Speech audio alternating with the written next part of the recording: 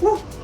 Not exactly what I wanted to say, but I love this thing. Having built my own, having tried this, I love it. But I think that I need to give it a true test, which means I need to try it for 5 days straight. Let's do it.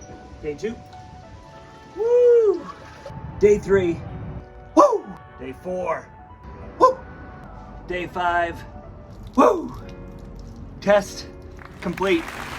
Results now. Okay, here's the big question that I get all the time. Should I buy a cold plunge out of the box like this, or should I build one myself like the one that I did over there? I think my answer today is gonna surprise you. It's a great question, and today we're gonna dig into it. I've actually done both. Okay, let's start with my DIY build. I used a Rubbermaid 100-gallon stock tank from Amazon. I wrapped it in a barrel-style shell with 2x4s, 3/4-inch plywood, cedar planks on the outside, and I'm proud to say that I've seen my design copied dozens of times, and honestly, as a builder, there is nothing cooler than seeing your design come to life in other people's backyards. It's been very rewarding. Here's what I love about it. It feels rock solid. That stock tank is literally built for horses and cows, so it's indestructible. Second, it's got a strong insulated lid that feels secure and heavy. And third, because it's rigid, it is super easy to clean. You just drain it, spray it out, it's good to go. But most of all, it looks great.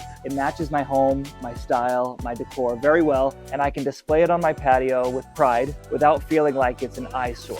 And I'll admit, design and looks and the overall aesthetic is something that is very important to me, matters more to me than it does to most people. But let's be real, there are some cons to my DIY build too. Because it's made of wood, even though I protected it under my deck, having wood exist outside, subject to the elements, it will always need touch-ups. Boards will loosen, sun damage happens, and maintenance is just part of the DIY deal. I'd say the biggest con is just building it in the first place. It took several days, took tools, took skills. I love the process, but I get that not everybody does. Another con that I didn't even realize until I tested this guy, this inflatable plunge right here, is that my stock tank was not designed for comfort. I'll tell you more on that in just a minute. All right, now let's look at this thing, this Costco inflatable plunge. This thing costs about $299, which is actually $100 less than I spent on my DIY build. Mine was around $399 in materials, and if I were to spend the exact same amount that I did, I'd probably go with the long pod bundle from the pod company, since that one has a sturdy, insulated lid, and this one just has a flimsy little cover. But the real difference is setup. My build took me days. This inflatable, I honestly inflated it with air in 3.5 minutes, and then I filled it with water in about 30 minutes. Seriously, it is that fast. Here's what surprised me about the inflatable. It feels way sturdier than you'd expect.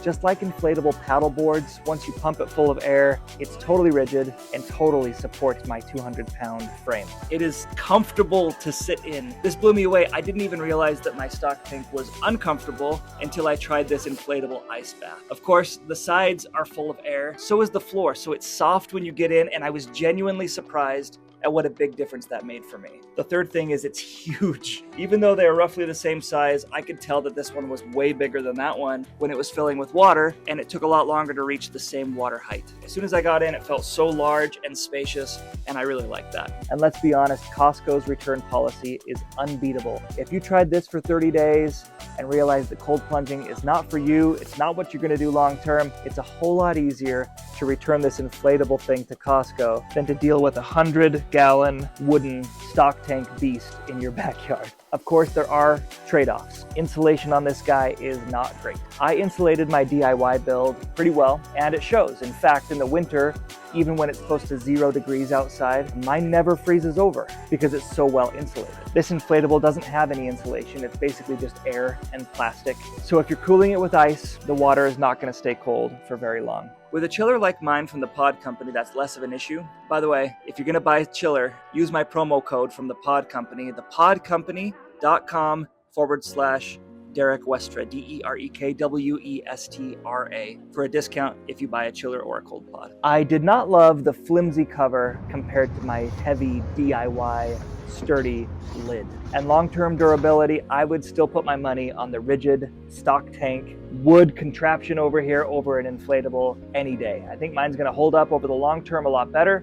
I want to provide a true test between a DIY cold plunge and this guy here. All right, let's see how easy this is. Connect the pump, this little valve down here. It says right here to inflate it to 0.48 bar, 7 PSI. I'm going to show you what that looks like on this pump here.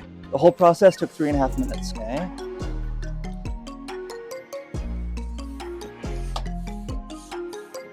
Here we go. We'll even time this, see how long it takes.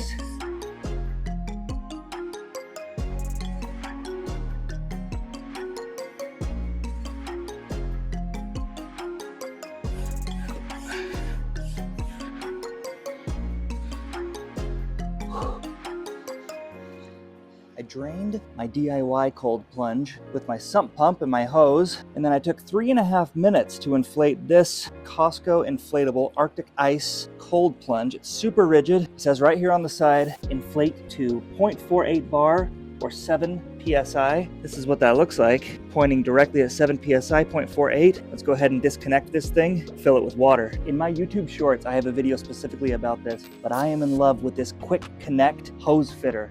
Check this out. Let's connect it to the hose. Here we go. That easy. I love it. When I clean out my DIY plunge, I bring the inner stock tank right out into the yard. I spray it out. I sometimes use some Clorox cleaner just to make sure that it's all disinfected and clean. In order to test the difference between these two, I'm gonna try to do the same thing with this guy.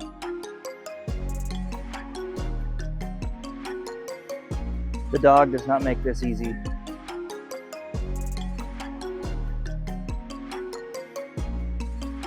Super light, easy to move this thing around. While this is filling up, I'm gonna move my chiller from supporting this DIY cold plunge to going right into this one. We're gonna give this about 30 minutes to fill, which is about 15 seconds for you.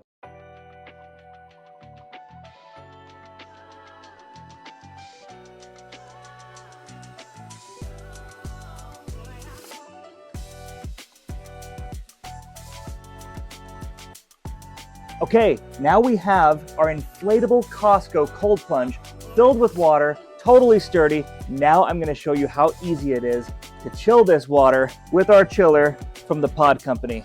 3, 2, 1.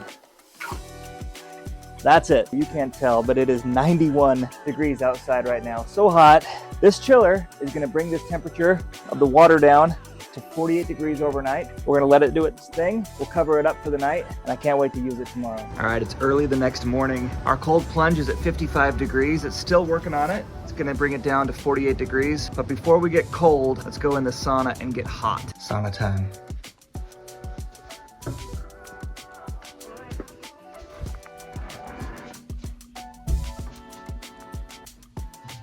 Time for our Viking hat.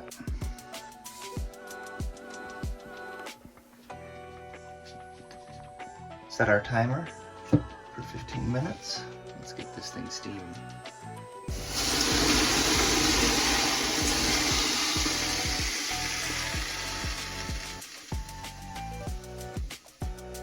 You can see from our hourglass timer, almost done. Let's hit this with one more steam. Last 2 minutes, final stretch. Wow, all right, watch this. Oh. Okay, heart rate is at 117. Let's go try out that new inflatable plunge.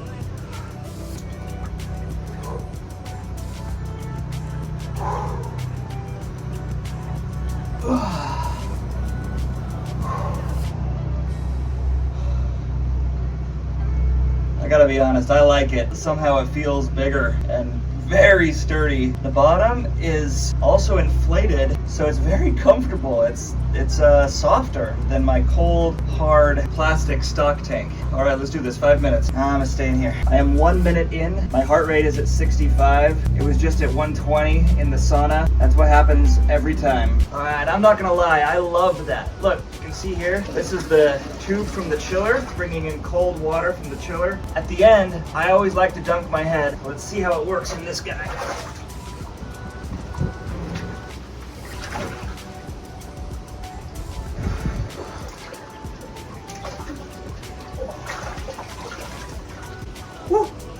Not exactly what I wanted to say, but I love this thing. Having built my own and having tried this, I love it. But I think that I need to give it a true test, which means I need to try it for 5 days straight. Let's do it.